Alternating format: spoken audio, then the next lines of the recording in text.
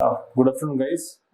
I'm Vaibhav Murray. I belong to the Central Service, Indian Postal Services. I got rank 771 in 2019 UPSC. So I will be taking discussion for the test, daily answer writing test 31, which is related to the agriculture. Uh, so, uh, in GS3, the brief review of GS3. The GS3, there are four to five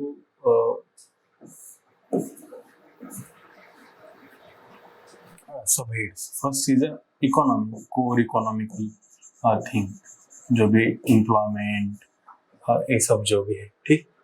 फिर manufacturing वो सब हम इसमें पकड़ लेते हैं. फिर banking, कि बैंकिंग का एक सेक्शन है. देन एग्रीकल्चर,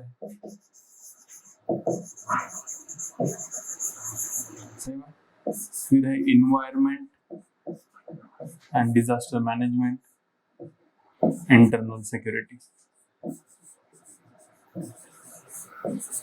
तो मैन्युफैक्चरिंग, सर्विस इंडस्ट्री, वो सब इकोनॉमी में पकड़ लो. मैन्युफैक्चरिंग, सर्विस, जो भी बाकी का बचा है, क्योंकि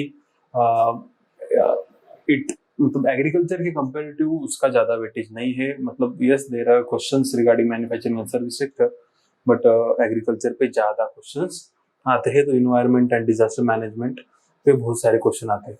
तो like I said earlier, if you want to score 100 marks, right, in GS3, the three heads, agriculture, environment, disaster management, and internal security, should be prepared in a great detail with adequate notes to answer your questions. So, and the usual format of answer is the 4C, context, content, uh, criticism, conclusion with touch of contemporary relevance. That is the format of answer ID. So, today we will dealing with the one of the biggest head of GS3, that is agriculture. So it 50 marks are from the agriculture section. So we will try to handle the questions with utmost care, so that you get adequate marks in GS3, right?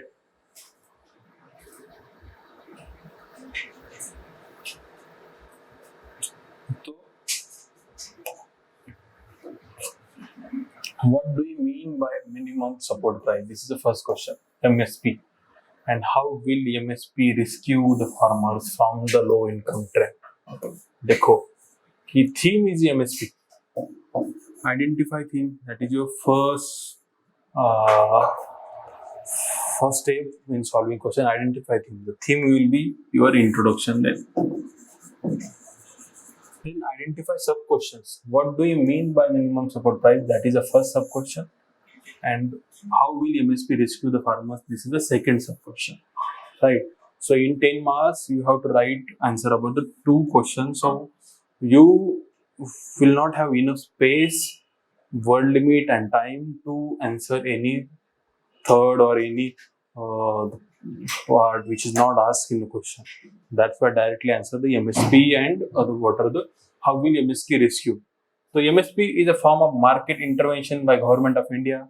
Government market intervention करती है, मतलब purchase करती है prices को and फिर उसको stock करती है. तो that is it is a market intervention to ensure the agriculture produces against sharp fall in a farm price during the bumper production years.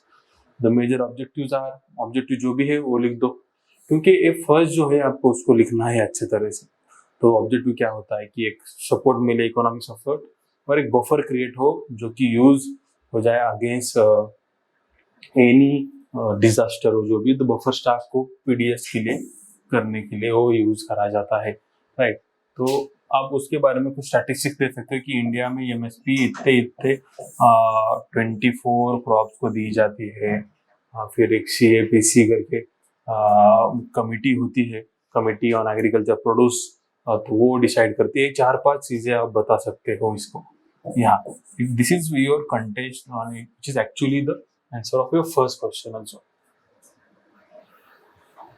Then The second question is how MSP help in rescuing the farmers from low income trap in the following ways. So it just doesn't talk about the income of farmers, it about the low income trap, right? The income and low income trap is a different thing. Income is a constant, मतलब that can vary. मतलब इस साल मेरा 4 लाख हो सकता है, अगले साल 8 लाख हो सकता है. But the low income trap is a phenomenon. It is a phenomenon कि आप एक आपका इनकम बढ़ता है और फिर एक प्लेटो आ जाता है, लो इनकम ट्रैप है, तो उससे ऊपर बढ़ता ही नहीं, तो उसको लो इनकम ट्रैप कहते हैं. सही बात है. एक रफली इसकी एक कंसेप्ट है कि फाइनेंस कमीशन ने भी कहा है कि India is low is falling into the low income trap. तो एमएसपी कैसे हेल्प करेगा? बस आपको जो इनकम के बारे में पॉइंट्स लिखते हो उनको ही लिखना है, but we have to just restructure those according to the demand of question, and you have to connect those to the low income track, right? The first is a fixed remuneration. Farmers को एक financial security मिलती है क्योंकि government उनको पैसा देती है. Diversification of crops. तो क्या होता है, तो अब पहले बस व्हीट को दिया जाता था MSP, but now it is accorded to the 24 crops. तो 24 क्रॉप्स को एमएसपी मिलने से फार्मर्स के पास ऑप्शन है कि they can go for any crop other than wheat and rice. So this creates a diversification of crops. Diversification of crop से soil का nutrient बढ़ता है, न्यूट्रिएंट बढ़ने से फार्मर्स का इनकम बढ़ता है. सही बात है. तो this is also prevents distress cell. कि क्या होता है कि कभी कभार आपको पता है कि एक ऑनियन की प्राइसेस कम होने लगती है तो फार्मर सेल करना स्टार्ट कर देते हैं. बट अगर एमएसपी होगा, मतलब ऑनियन में एमएसपी नहीं है, बट आई एम सेइंग कि अगर एमएसपी होगा तो डिस्ट्रेस सेल नहीं करेंगे क्योंकि उनको पता है कि गवर्नमेंट हैज सेड कि they will purchase onion at 2000 rupees, right? तो कह रहा हूँ बस. तो in that way it prevents the distress sale. Then एक इन्फॉर्म डिसीजन मेकिंग मिलती है क्योंकि उनको ऑप्शंस है 24 क्रॉप्स के. फिर ये क्या है कि अब प्राइवेट सेक्टर भी एग्रीकल्चर में आना स्टार्ट हुआ है. तो देखो कि गवर्नमेंट, प्राइवेट सेक्टर कह सकता है कि आपका व्हीट हम 1800 को ही लेंगे, बट गवर्नमेंट ने 2000 का एमएसपी फिक्स करा है. तो farmers will obviously go for the government procurement because they think that they are getting nice price और प्राइस रियलाइजेशन ज्यादा है, राइट? तो उसकी वजह से एक प्राइवेट सेक्टर को बेंचमार्क हो जाता है कि they can not keep prices low on 2000 rupees because farmers उनके पास नहीं आएंगे. सही बात. तो ये है. बट एक अब यहाँ देखना, कंक्लूजन में लिखते टाइम ऐसा बता देना है कि बस 10% फार्मर्स को ही एमएसपी का बेनिफिट मिलता है, बाकी के लोगों को नहीं मिलता. तो if you want to really work for the upliftment of farmers from the low income trap, we have to create an awareness about the MSP and procurement की facilities और टेक्निक बदलनी पड़ेंगी, डिसेंट्रलाइज करके अच्छे से उसको ऑपरेट करना पड़ेगा. तो this is about the MSP. अब इसका MSP is a very very important topic in agriculture and you have to prepare that for mains. So make sure that you have notes about the MSP.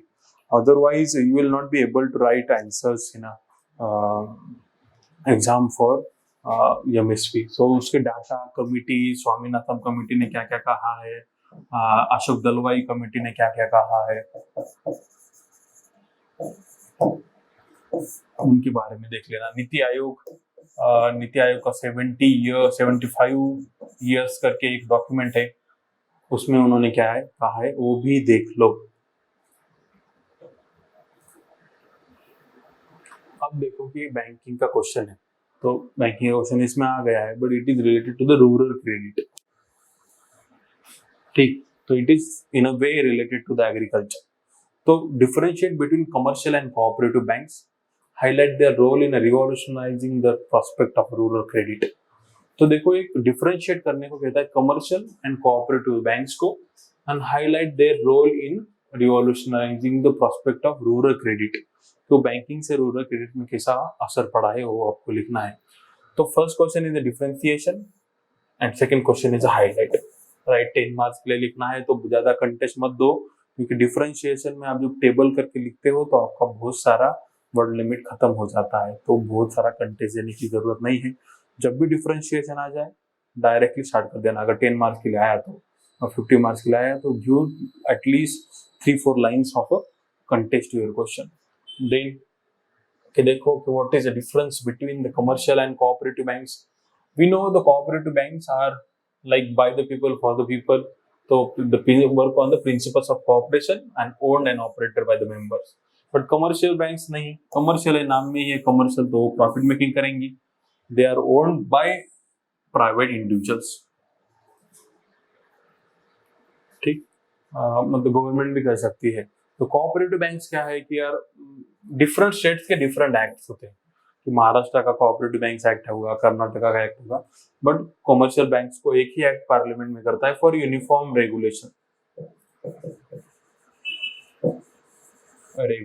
Uniform regulation. एक 3 tears का structure होता है cooperative banks में, district में, तालुका में और primary को, मतलब कि प्राइमरी कोऑपरेटिव बैंक्स, ठीक, एपेक्स। बट कमर्शियल बैंक्स में ऐसी हायरार्की नहीं होती, कमर्शियल बैंक्स में ऐसी हायरार्की नहीं होती। Then cooperative banks can not open, obviously cooperative Indian cooperative banks क्यों फॉरेन में ओपन करेंगे, बट कमर्शियल बैंक्स कर सकते हैं, सही बात। So these are the basic differences between the cooperative and commercial banks. If you can give some examples about which are the cooperative banks, which are the commercial banks, then it will be a cherry on cake. But remember, you don't go that much in detail कि उनके problems क्या है, कौन regulate करता है, क्योंकि उतना पूछने की जरूरत नहीं, बस प्रिंसिपल का डिफरेंस देखो, फंक्शनिंग का नहीं। इन प्रिंसिपल जो भी डिफरेंस है, क्योंकि फंक्शनिंग थोड़ी वेरी हो जाती है या सिमिलर भी होती है बैंकिंग ट्रांजेक्शन से।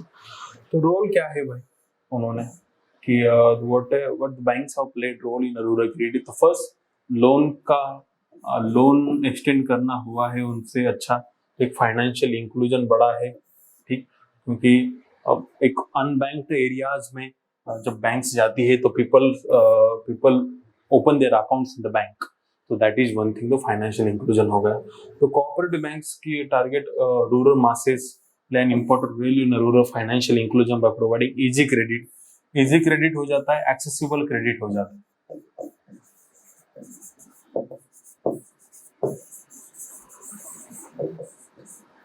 एक्सेसिबल क्रेडिट हो जाता है, ठीक। तो फार्मर्स फ्रेंडली है, रूरल फ्रेंडली है कोऑपरेटिव बैंक्स, सो ट्रस्ट भी बिल्ड हो जाता है। तो ट्रस्ट बिल्ड होने से क्रेडिट अवेलेबिलिटी भी अच्छी हो जाती है, सस्टेनेबल क्रेडिट अवेलेबल हो जाता है।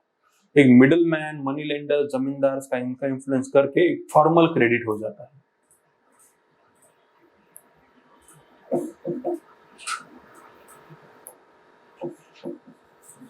फॉर्मल क्रेडिट मिलता है देन द ट्रेडिशनल क्रेडिट, ठीक। एक availability of deposit, availability of withdraw money at any time, the extension of ATMs, फिर woman empowerment due to the rural credit, SHG को loan मिला है, फिर बचत गट्स जो कहते हैं हम, तो उनको भी मिलने स्टार्ट हुआ है, तो वो आप लिख सकते हो यहाँ। तो this is the role that banks have played in a rural credit, right. तो I hope it is clear.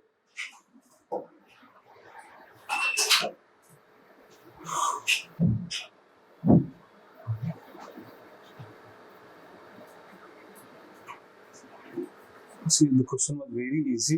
So, because you know how banks operate, so you can connect the operations of bank to the rural credit to be specific about the question. Now, the third question: the real challenge to India's food security. Remember, the question theme is the food security. This is a theme.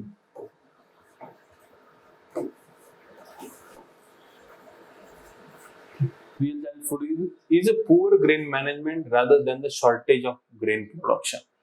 Comment. तो question क्या कहता है कि India की food security के सबसे बड़ा challenge है कि इंडिया में पुअर मैनेजमेंट होता है फूड ग्रेन्स का। इंडिया का फूड सिक्योरिटी इसलिए खराब नहीं है कि इंडिया में फूड नहीं है। तो इन वे ये कह रहा है कि इंडिया में एडवोकेट फूड है, बट उसको मैनेजमेंट का प्रॉब्लम है, राइट। तो that is causing India's food insecurity. तो थीम को कर दो यहाँ, what is a food security, किसी भी FAO और WHO किसी की भी डेफिनेशन ला दो, क्या आपने खुद की बना के दे देना अच्छे लैंग्वेज में, ये तो हो गया। फिर आपको ना एक कंटेक्स्ट देना है यहाँ कि ये क्या कि आपको मेनली इस क्वेश्चन में क्या, you have to talk mainly about the poor grain management rather than shortage. तो बट आपको शॉर्टेज का थोड़ा कंटेक्स्ट देना है कि भाई इंडिया में शॉर्टेज नहीं है। 275 million tonne of wheat is annual per capita consumption India में है, मतलब प्रोडक्शन होता है बट कंजम्पशन 160 ग्राम है। इंडिया में इतने इतने जगह पे फूड की अवेलेबिलिटी है, बफर स्टॉक्स में इंडिया के ऑलवेज ओवरफ्लो होते हैं।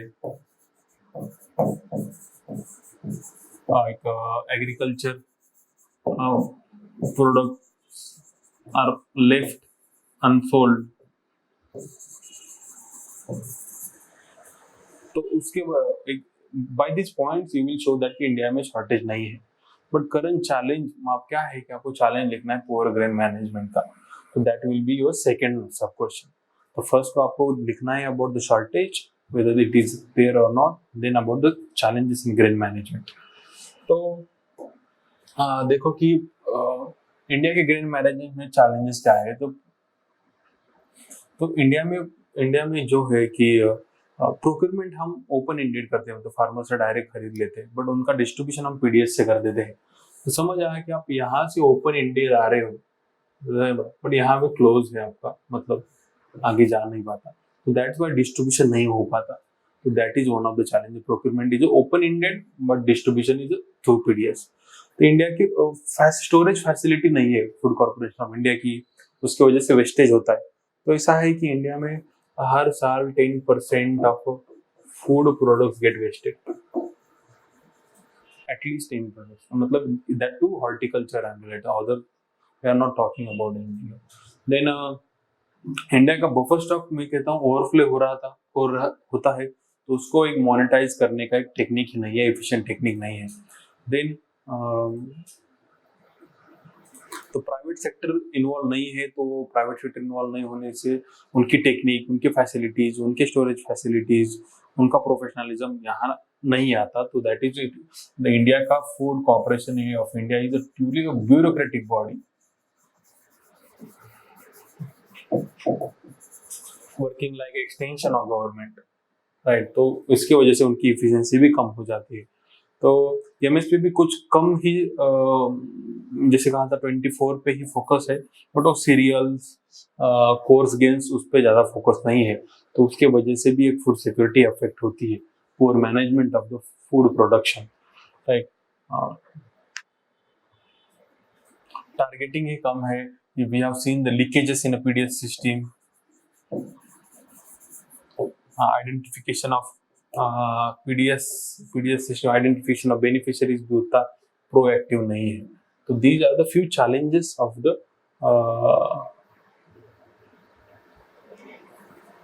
food security due to the poor management। Then always remember कि एक steps, आप यहाँ steps पूछे नहीं है, but if you have space and time then give the steps in a diagram, मतलब कि फ्लो चार्ट में दे देना ऐसा करके, क्योंकि it will not eat your space of, तो वो आप कर सकते हो, but that depends upon if you have time and space. तो फर्स्ट क्या है कि रैशनलाइज कर दो सब्सिडी को। एक Antyodaya category should receive the food at prices. तो एक इसमें क्या करो कि प्रायोरिटी सेक्टर वाला प्रायोरिटी वाला कंसेप्ट ला कि किसको मिलना चाहिए। One of the problem of food security is neglect of urban poor। कि ज़्यादा तो इंडिया की फूड PDF सिस्टम है that is focus more on rural areas, so that also needs to be changed। तो second step करो कि equitable focus on the urban poor is needed due to the increasing migration and urbanization, वो भी लिख दो। फिर Tendulkar committee ने कहा है कि PDS सिस्टम जो है वो पॉवर्टी एस्टिमेशन के अकॉर्डिंग बेनिफिशियरीज को आइडेंटिफाई करना चाहिए।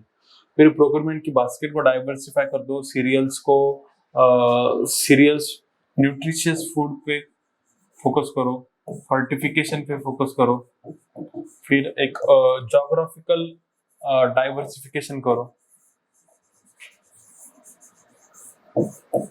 कि अभी most of the food is procured from the west, तो ईस्ट और साउथ को भी इंक्लूड कर दो, कि उसकी वजह से क्या होता है कि रीजनल प्रोक्योरमेंट होने से रीजनल डिस्पर्शन भी होना आसान हो जाता है।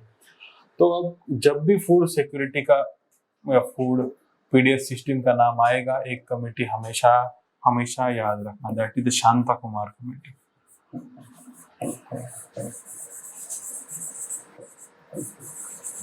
इसके रिकमेंडेशन पढ़ लो, क्योंकि what are the recommendation of Shanta Kumar committee. उनने पीडीएस सिस्टम और फूड सिक्योरिटी को रिवॉल्यूशनाइज करने के लिए एक बहुत अच्छे रिकमेंडेशन दिए हैं कि कैसे उसको फिजिकल डेफिसिट के अकॉर्डिंग मैनेज करना चाहिए, कैसे उसको टेक्नोलॉजी का कैसा यूज करना चाहिए। तो दैट इज वन थिंग। तो शांता कुमार कमेटी के भी आंसर या रिकमेंडेशन पढ़ लेना। तो this is with the food security. तो अब देखो कि fourth question, do you think genetically modified crops can help farmers cause? Explain. That it is for the 10 marks. The theme is the GM crops. GM crops. So your introduction should be theme.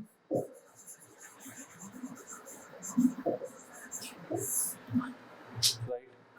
फिर do you think the genetically modified crops can help farmers? Do you think examine? तो examine कहा है तो आपको दोनों side से उसको करना पड़ेगा। तो आगे आपके दो सब क्वेश्चन, एक पॉजिटिव वाला एक नेगेटिव वाला, सही बात। तो जेनेटिकली मॉडिफाइड क्रॉप से उसको देखो कि इंजीनियरिंग जेनेटिकली मॉडिफाई करते हैं by using engineering methods to increase its resilience against weeds और insects and to increase its nutritional value, ऐसे करके उसको डिफाइन कर दो। फिर उसके आर्गुमेंट्स इन फेवर क्या है, तो इंक्रीज क्रॉप यील्ड। तो first is increase crop yield, मतलब कि जीएम क्रॉप्स लेने से एक यील्ड बढ़ता है। फॉर एग्जांपल इंडिया में कॉटन का जो यील्ड है वो जीएम कॉटन लेने के बाद बहुत बड़ा है। तो दैट इज वन थिंग। फिर पेस्टिसाइड्स का कम यूज होता है, केमिकल पेस्टिसाइड फर्टिलाइजर्स कम लगते हैं, क्योंकि जीएम सीड्स को वैसे ही रिस्टक इंजीनियर करा जाता है, right. Then third is soil health, कि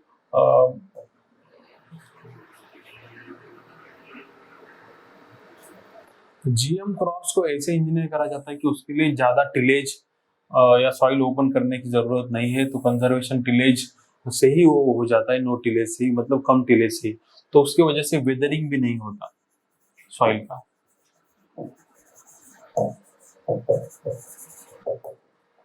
ठीक। तो फिर क्लाइमेट अडॉप्शंस, कि GM crops can help protect the harvest in water limited conditions, कि क्लाइमेटिक कंडीशन के अकॉर्डिंग हम डिफरेंट जीएम क्रॉप्स को ले सकते हैं। ठीक, क्लाइमेटिक कंडीशंस के अकॉर्डिंग रिस्ट्रक्चर कर सकते हैं।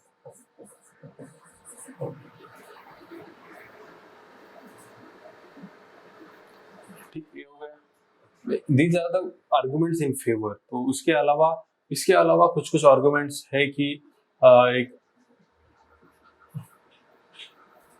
न्यूट्रिशनल सिक्योरिटी बढ़ सकती है, प्रोडक्शन बढ़ने से फूड सिक्योरिटी हो सकता है, क्योंकि इंडिया की पॉपुलेशन की डिमांड भी बढ़ रही है, तो उसकी वजह से। फिर एक रीजनल डिस्पैरिटी कम हो सकती है, क्योंकि कैसा है कि नॉर्थ में वाटर की अवेलेबिलिटी की वजह से वाटर इंटेंस क्रॉप ले जाते हैं। तो सेम क्रॉप्स अगर इंजीनियर करके ईस्ट में या साउथ में कर दे तो उसकी वजह से रीजनल डिस्पैरिटी भी कम हो सकती है। So these are the arguments for the case of GM crops. Now arguments against the GM crops. Firstly, costly seed होता है. Obviously, it is an engineered seed, so it will be costly. That is one issue. Then monoculture practices की GM में क्या होता है कि in India particularly एक crop लेने से सेम ही क्रॉप लगातार लिया जाता है।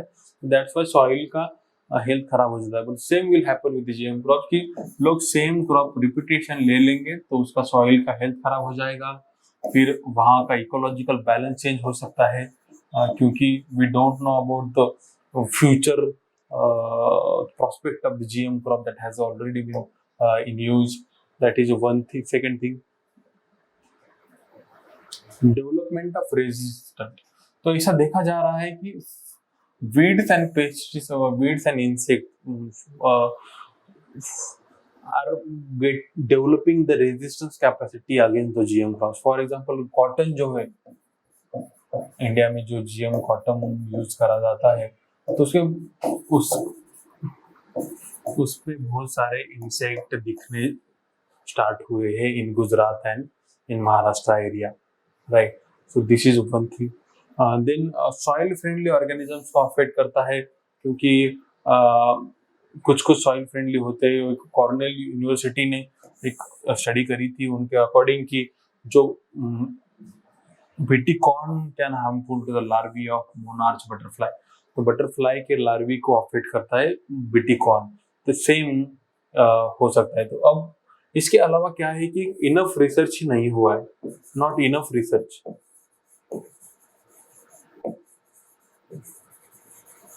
Not enough research about the future prospect.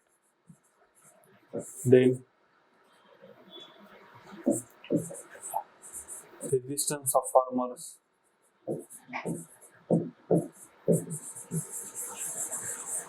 more focus on production than sustainability. Production is focused than sustainability. So these are the few the points which are against the use of GM crops. तो आपको यहाँ आपका खुद का stand देना है कि आपको क्या लगता है, GM crops करना चाहिए, अगर हाँ तो क्या होना चाहिए, कैसा होना चाहिए उसका प्रोस्पेक्ट। तो that is one. What are the main challenges with the food security in India? Discuss some way forward. अभी हमने देखा था ऊपर की प्रोडक्शन और जो ग्रेन प्रोडक्शन, ग्रेन मैनेजमेंट, तो सेम क्वेश्चन। तो फूड सिक्योरिटी को आपको लिखना है यहाँ थीम, तो हो जाएगा आपका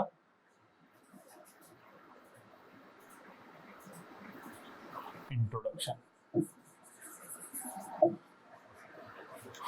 तो इसके बाद की मेन चैलेंजेस को, इंडिया की ग्रेव सिचुएशन दिखानी है आपको, जहां भी इंडिया के फूड सिक्योरिटी की ग्रेव सिचुएशन। तो ग्लोबल हंगर इंडेक्स दिखा, एक चाइल्ड वेस्टिंग कितना होता है वो इंडिया में, चाइल्ड स्टंटिंग दिखा,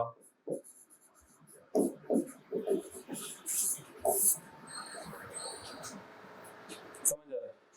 तो ये सब दिखाओगे तो एक फूड सिक्योरिटी का इंडिया का चैलेंज दिख जाएगा। तो इंडिया का चैलेंज क्या है, what are the challenges? This is your first question, challenge, and way forward is the second question. तो what is the challenge of food security? First is the population. India की बढ़ती population has increase the demand for the food, तो that is one challenge. ठीक,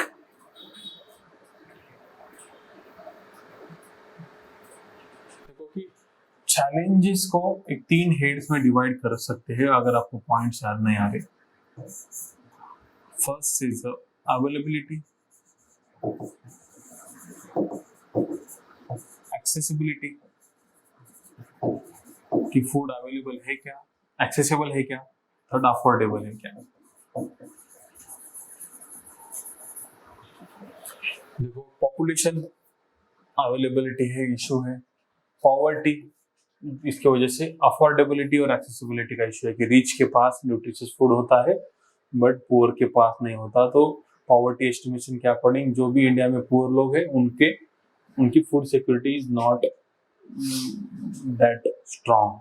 Then climate change, the increasing phenomena of climate change has adversely affected the production of the foods. ठीक, climate change का production कम हुआ है, floods की वजह से soil का डिग्रेडेशन भी हो रहा है, ड्रॉट भी आ रहे हैं, तो उसकी वजह से भी एक food security is going to be affected. Inadequate food distribution, तो food distribution is varied in urban and rural areas. Rural areas में पीडीएस सिस्टम्स एक्टिव है, अर्बन एरियाज में उतने एक्टिव नहीं है, तो that is one of the challenges of the India food security. Then biofuels मतलब कि अब बायोफिल पे ज्यादा फोकस आ रहा है, तो जो भी क्रॉप लैंड है, मतलब जहाँ जहाँ पे आप फूड ग्रेन्स पहले लिया करते थे, उसी लैंड पे अब बायोफ्यूल्स का लेने का प्रमाण बढ़ रहा है। दैट इज डाइवर्जन हो रहा है आपके फूड ग्रेन से बायोफ्यूल क्रॉप्स की तरफ, तो उसके वजह से भी food security is getting affected. Then the corruption, कि शांता कुमार कमेटी के अनुसार कि Shanta food security is getting affected due to the leakages and corruption in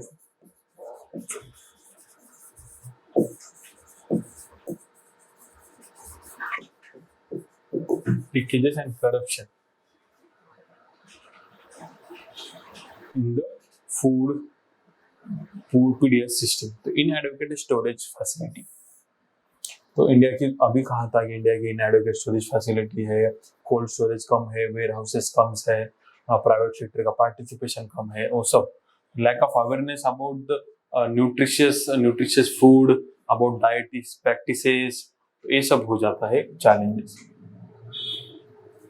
इतने बस हो जाते हैं चैलेंजेस। अब क्या करना है इसको, कि वे फॉरवर्ड देने हैं तो वे फॉरवर्ड भी तीन ही जगह पे दे दो। एक तो अवेलेबल कर दो, एक्सेसिबल कर दो, अफोर्डेबल कर दो।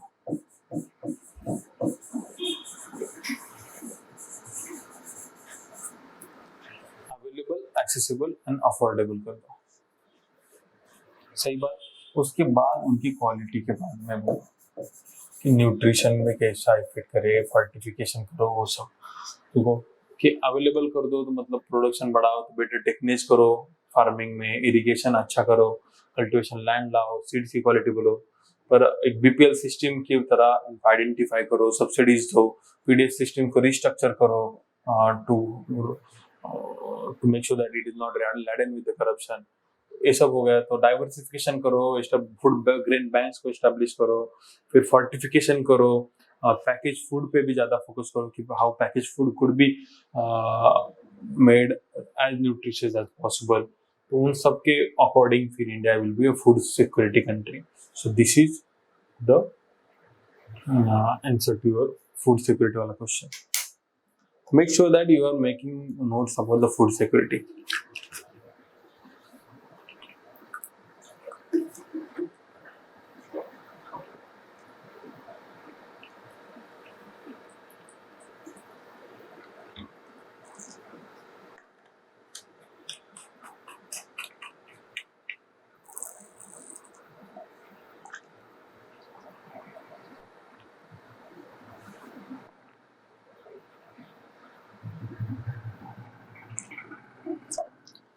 अब discuss the success and failure of the green revolution. 6 question, तो एक सक्सेस लिखना है, फेल्यूर लिखना है, प्लस लिखना है, नेगेटिव लिखना है। ग्रीन रिवॉल्यूशन की थीम तो कर दो introduction. In 1966 it was decided to use HYV, high yielding varieties of the seeds from wheat from Mexico, rice from Philippines, and introduced in 1966 and 67, coupled with the use of chemical fertilizers, better irrigation to increase the production, to reduce the India's dependence on the import of the food.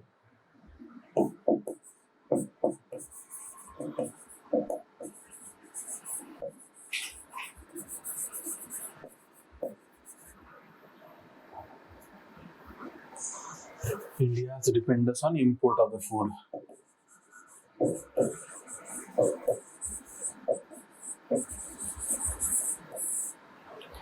That was the main aim.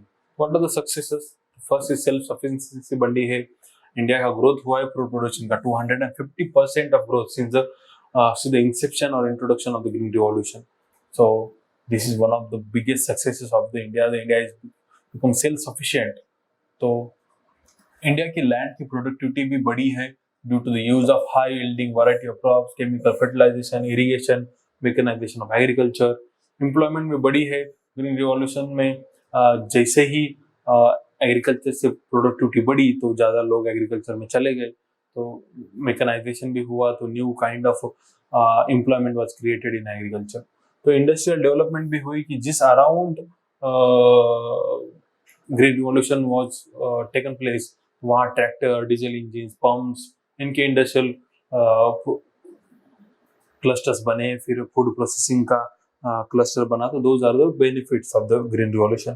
तो food security हो गया, poverty कम हो गई, एक health बढ़ा, constitutional goal achieve हुआ, इसे आप 4-5 और पॉइंट्स लिख दो इसमें। देन फेल्यूअर्स क्या है, तो रीजनल इम्बैलेंस है कि most of the green revolution was focus और got concentrated in the western India, specifically अब इन उत्तर प्रदेश, हरियाणा, जो भी है वहाँ, तो and east India, south India got neglected, तो that created the regional imbalance. Class disparity, तो ग्रीन रिवॉल्यूशन का most of the benefit got percolated to the rich farmers because they could afford the HYV, irrigation, fertilization machines, but small farmers couldn't afford those. So that's why it created the haves and haves not in agriculture.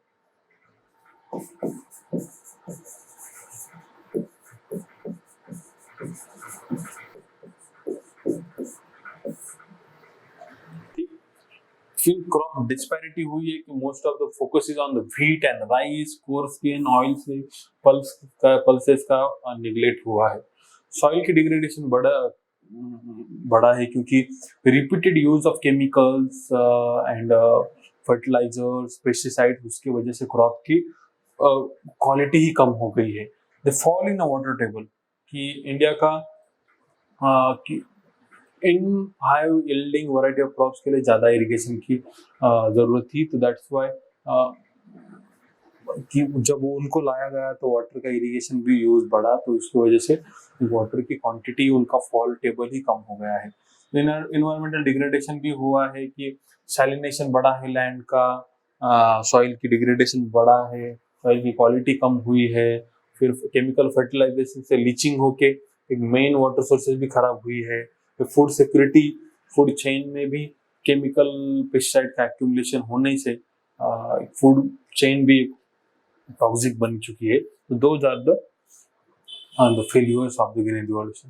तो conclusion आप कर सकते हो कि yes, it has seen the success at its early years, but now it has to change the course to become a green revolution 2.0 to fulfill all the goals of Indian government, जो भी आत्मनिर्भरता के goals है उसको आप लिख देना।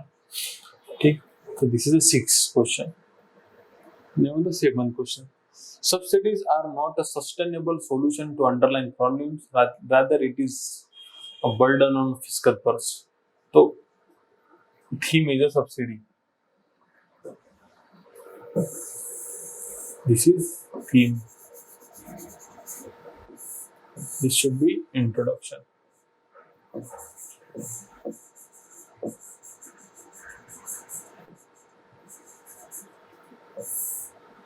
Subsidy is a form of financial aid or support which is extended generally with the aim of promoting economic and social welfare. वो तो हो गया। अब ये तो आपका इंट्रोडक्शन हो गया, तो आप लिख सकते हो कि क्या होता है सब्सिडी, उसका ऑब्जेक्टिव क्या होता है, पॉवर्टी कम करो, लोगों को वेलफेयर स्टेट एस्टैब्लिश करो, ये सब लिख दो।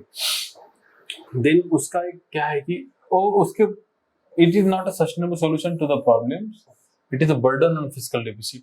तो कैसे सब सस्टेनेबल सॉल्यूशन नहीं है वो देखना है हमें। वो कहता है कि वो उसके अंडरलाइन जो भी प्रॉब्लम्स है उसको सॉल्व नहीं करता, बस it is just patch work करता है।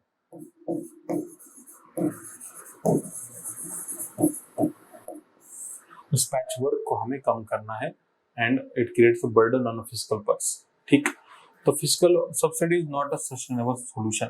तो क्यों सस्टेनेबल सॉल्यूशन नहीं है, अब देखो। एक तो ना फर्स्ट कि इसकी वजह से एक फिस्कल बर्डन आ जाता है कि अब इकोनॉमिक का सर्वे 2017 कहता है कि 2% ऑफ जीडीपी इनडायरेक्ट सब्सिडी में स्पेंड करता है India. 3.77 lakh crore of rupees is spent annually on a subsidy. So it is not a sustainable solution because it is happening each year.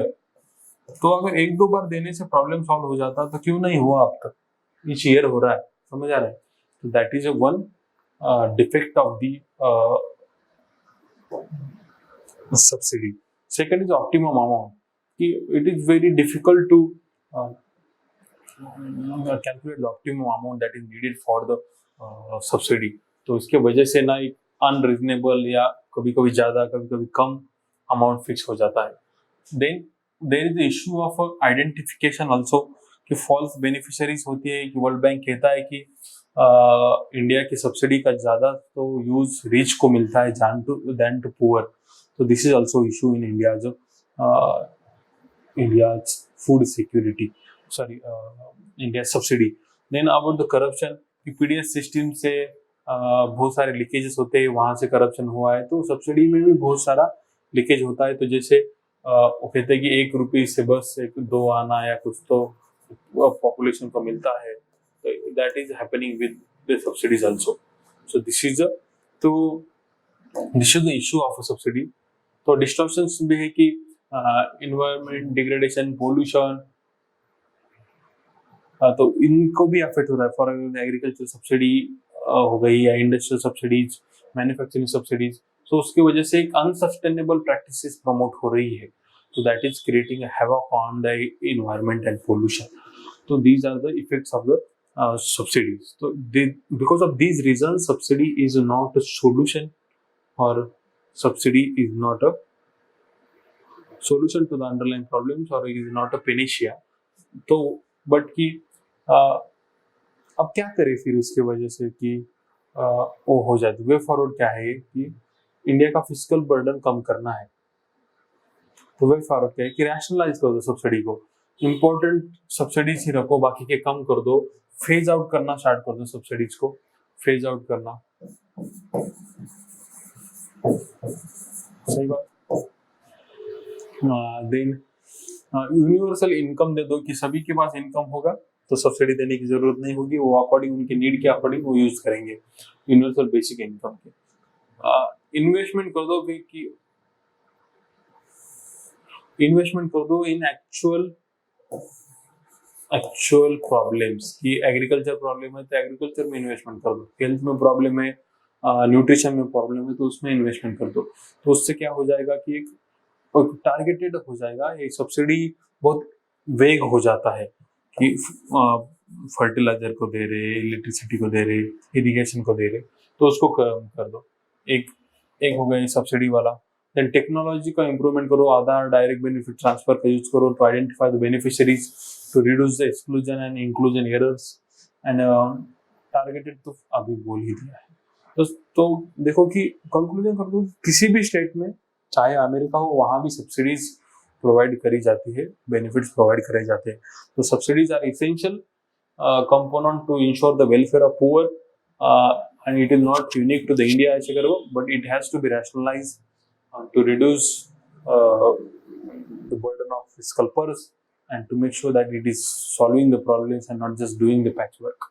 तो ऐसा करके उसका कंक्लूजन कर देना।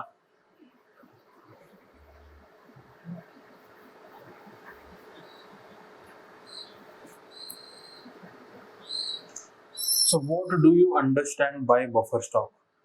तो अभी फूड सिक्योरिटी में इसको हमने बहुत बार देखा है कि बफर स्टॉक क्या है। तो इस पे question putting, what do you understand by the buffer stock? Buffer stock is your theme, तो that will be your introduction. Theme is introduction.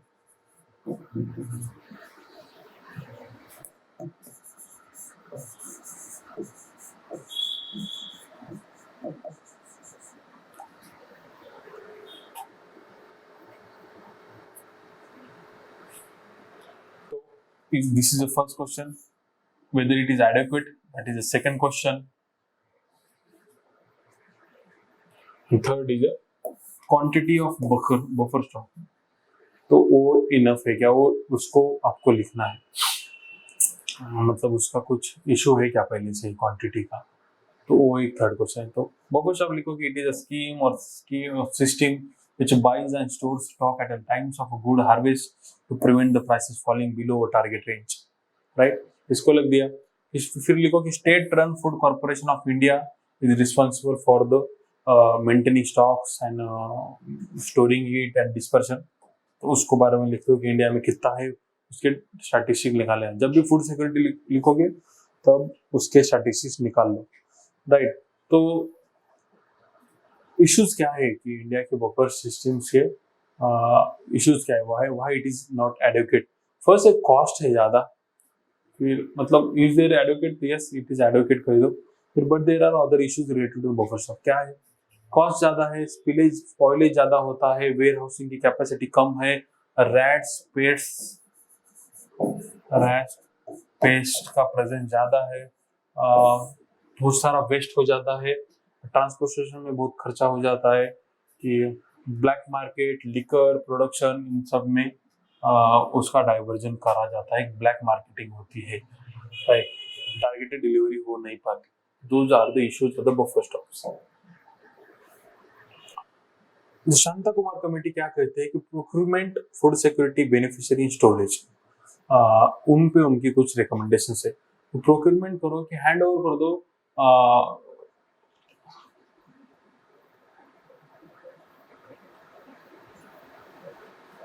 कि यहाँ प्रोक्यूरमेंट कैसे सेंटर करता है, तो ये कहती है कि प्रोक्यूरमेंट स्टेट को ही करने दो, क्योंकि उनको अब अच्छा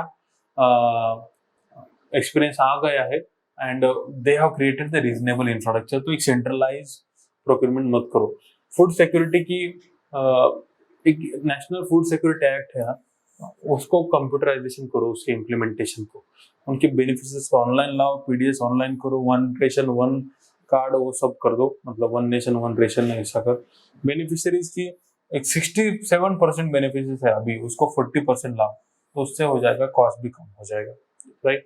तो स्टोरेज की फैसिलिटी बढ़ाओ, वेयर हाउसिंग की कैपेसिटी बढ़ाओ, private sector, private entrepreneurs, PPP, इन सब मॉडल्स को इंक्लूड करके स्टोरेज की कैपेसिटी बढ़ा सकते हो। तो that is not a difficult thing, ऐसा शांता कुमार कमेटी का कहना है। तो इंडिया का जो भी है, अब अवेलेबिलिटी का इशू है उसके बारे में लिखो, फूड सिक्योरिटी का एक्सेसिबिलिटी का इशू लिखो, स्पॉइलेज का इशू लिखो और मेंटेनेंस का इशू लिखो, राइट। तो तब जाके हो जाएगा एक आंसर अच्छा फूड सिक्योरिटी वाला। अब this is very different question, मतलब कि this is one of the important head, important theme in agriculture, but उस पे ज्यादा क्वेश्चंस नहीं आते, but that should be included in answer somehow. कि एग्रीकल्चर जब भी लिखोगे तो लाइव स्टॉक के बारे में लिखना ही लिखना। अगर आप लाइव स्टॉक के बारे में नहीं लिख रहे, देन आप एग्रीकल्चर के एक बड़े सेक्शन को इग्नोर कर रहे हैं, ऐसा हो जाता है। तो livestock is a theme, that is will be your introduction.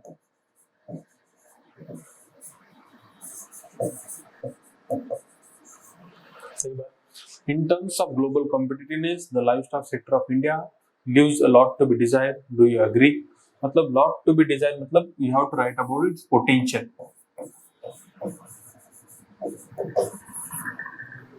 And you have to substantiate your views.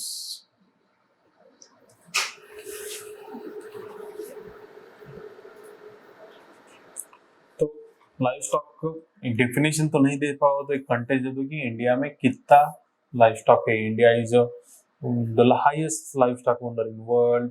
ये जीडीपी को 44.11% कंट्रीब्यूशन है, 2/3 को रूरल कम्युनिटीज को लाइवलीहुड प्रोवाइड करता है। इन सब के बाद लेकर इंडिया में मिक्स फार्मिंग करी जाती है। मिक्स फार्मिंग मतलब क्रॉप्स और लाइव स्टॉक दोनों की फार्मिंग। तो वो है। तो उसके बाद अब ना आपको लिखना है कि उसके पोटेंशियल क्या है। फर्स्ट क्या है कि उसका ना एम्प्लॉयमेंट जनरेट होगा, सही बात है। एक अलाइड एक्टिविटीज, अलाइड सर्विसेज को प्रमोशन मिलेगा। So the allied services.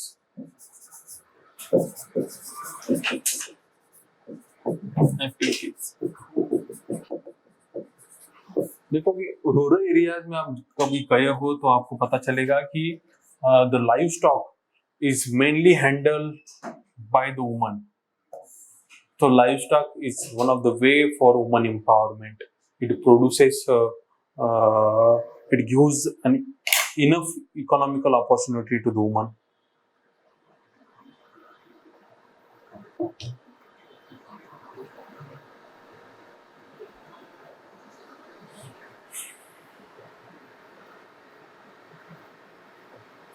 तो फिर और उसका क्या है कि एक उसके न्यूट्रिशनल बेनिफिट देखो, मिल्क है, मीट है, एग्स है, तो that is also one of the key benefit of the live stock. फिर इंडिया का लाइफ स्टॉक प्रॉस्पेक्ट और बढ़ सकता है, फूड प्रोसेसिंग की जो इंडिया का प्रॉस्पेक्ट इंडिया में बढ़ रहा है, that also can change in the in the future. So that's why food livestock has a good potential. तो इंक्लूसिव ग्रोथ भी हो सकती है क्योंकि स्मॉल फार्मर्स के पास more than half of India's livestock is present to the small farmers and large farmers के पास कम है। तो एक ट्रिमेंडस ग्रोथ और इस पर पोटेंशियल को देख के इंडिया के life stock has a huge potential. तो अब उसके चैलेंजेस तो लिखो कि इट फेसेस सम चैलेंजेस कि availability of the veterinary services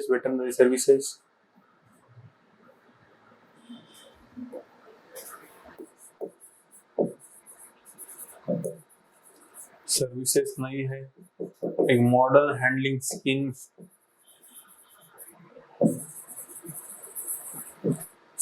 नहीं है, क्रॉस ब्रीडिंग इंडिजिनस स्पेसीज को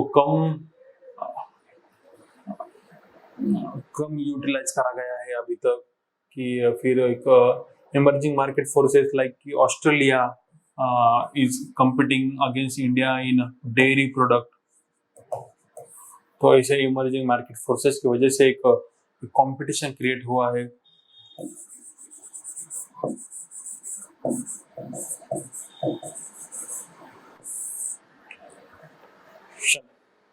क्रिएट हुआ है, ठीक।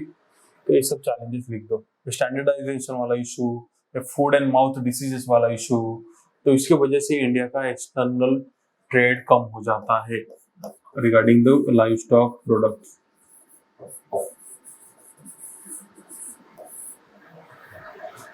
सही बात। तो उसके सॉल्यूशन भी अकॉर्डिंग उनके प्रॉब्लम के अकॉर्डिंग ही उसके सॉल्यूशन दे देना।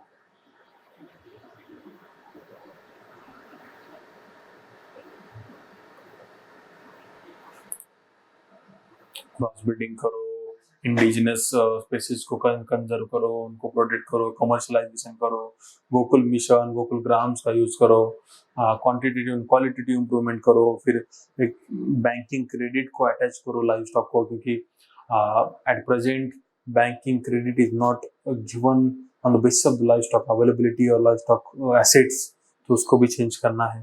तो इसे लिख के इसका कंक्लूजन कर देना, ठीक। तो समझ आएगी, अच्छा थीम है, उसको अच्छे से प्रिपेयर करोगे तो अच्छे मार्क्स मिल जाएंगे।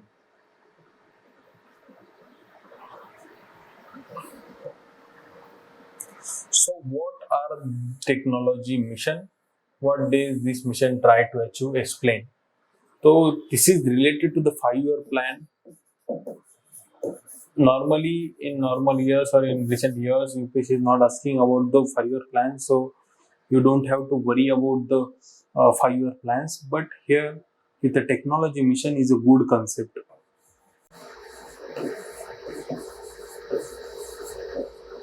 So that should be known to the UPSC aspirants. That's why we have included that in this text.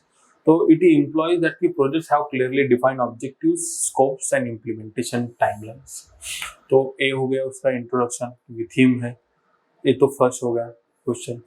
Second, तो उसके बारे में लिखना है कि वो 1987 में राजीव गांधी गवर्नमेंट के अंदर हुआ था, वो सर्विस सेक्टर और मतलब मेजरेबल आउटकम्स एंड सर्विसेज को ट्रैक करता था। तो दैट इज वन थिंग। तो फिर वो that was included in the 7th 5-year plan in the field of literacy, immunisation, oil seeds, drinking water, dairy products, ठीक। तो उसकी वजह से फिर पल्सेस, ऑयल प्रोडक्ट्स, मेज है, उनको सबको उसके अंडर लाया गया। तो इट वाज ब्रॉडन बाय 1990, उसका बहुत ब्रॉड करा गया था। तो उसके ऑब्जेक्टिव्स क्या थे? एक बड़े बड़े ड्रिंकिंग वाटर का एक अवेलेबिलिटी एंड क्वालिटी फोकस किया था, जो हाइड्रोलॉजिकल मैपिंग कर दो टेक्नोलॉजी की यूज के, एक्सेसिबल क्लीन वाटर कर दो, that was one of the objective. Literacy, substantial improvement करना था फंक्शनल लिटरेसी को, कि एक दिशा, नेशनल डिजिटल लिटरेसी मिशन, उनके थ्रू वर्क करना था। तो इम्यूनाइजेशन की ऑल 6 डिसीजेस है, तो चिल्ड्रन को 6 डिसीजेस के अगेंस्ट एंड वुमन को टिटेनस के अगेंस्ट करना था। फिर पोलियो फ्री हो गया इंडिया। तो immunisation is one of the objective. The dairy productivity बढ़ी, operation flood, fodder, animal health, milk production, ये सब। टेलीकम्युनिकेशन भारत नेट एक्सटेंड हुआ, young people, rural telecom, digital switching networks, ये सब बड़ा है। तो those were the objectives. Agriculture का एक ऑब्जेक्टिव था, हॉर्टिकल्चर का। ये इतना इम्पोर्टेंट क्वेश्चन नहीं है, ठीक। तो अब इसके बारे में आपको थोड़ा, क्योंकि इतना इम्पोर्टेंट नहीं है, बट आपको एक फ्यूचर में देना है कि न्यू ऑब्जेक्टिव्स गवर्नमेंट के आत्मनिर्भर भारत को कैसे ऑपरेशन मिशन को और टेक्नोलॉजी मिशन को कनेक्ट करके आपको कर सकते हो आप, राइट, ऐसे कर सकते हो। तो देखो कि दिस वाज द 10th और last question of the agriculture test. But before ending the lecture I want to give you some things कि एक एग्रीकल्चर के बारे में एक सभी को होती है जनरल अवेयरनेस, बट एक स्पेसिफिसिटी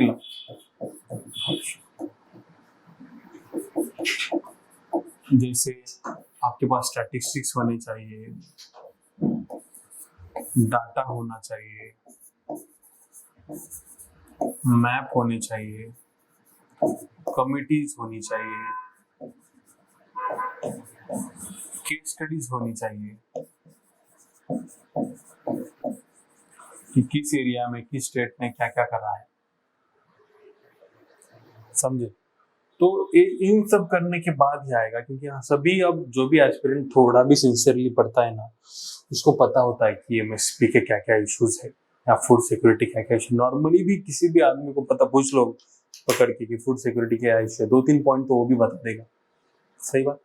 बट अगर आपको एग्रीकल्चर का आंसर अच्छा करना है, अगर आपको you have to make your answer a good answer, तो जाके आपको उसकी थोड़ी स्पेसिफिसिटी या थोड़ा तो एक एक्सपर्टाइज लाना पड़ेगा। तो वो आता है स्टैटिस्टिक्स, डाटा और मैप से। तो GS3 में ज्यादा से ज्यादा पाई चार्ट्स, ग्राफ्स, वो कैसे यूज हो सके उस पर फोकस करो, क्योंकि तब जब जाके उस पर फोकस करोगे तब ही जाके आपका आंसर अच्छा होगा। अगर नहीं फोकस करोगे तो कम ही मार्क्स मिलते रहेंगे। तो GS3 थोड़ा टेक्निकल सब्जेक्ट है, बट एक याद रखो कि एक लैंग्वेज को भी आपको फोकस करना है। कि देखो GS2 की लैंग्वेज थोड़ी एडमिनिस्ट्रेटिव, कॉन्स्टिट्यूशनल, लीगल होती है। GS3 की लैंग्वेज थोड़ी सी टेक्निकल होती है। टेक्निकल लैंग्वेज मतलब आप टेक्निकलिटीज लिखते हो एग्रीकल्चर की, फिर एक उनके इश्यूज की, lack of expertise, food security, ऐसे कीवर्ड्स यूज करते हो, तो उससे ही आंसर अच्छा हो जाता है। I had a friend who had a nice hold on a GS3 language, so he always used to get a good marks as compared to me. But अब we both are into service, तो but उसको हमेशा मिलते थे, but I always scored less mark as compared to him because of the language. So don't neglect the language वाला part in a GS3. It is one of the important part. तो internal security के, disaster management के, agriculture के अलग अलग keywords, अलग अलग phrases निकाल लो, तो उससे फिर आपका आंसर अच्छा हो जाएगा, ठीक। So this is from my side. I hope this was helpful. We will meet next time. Thank you guys. Thank you.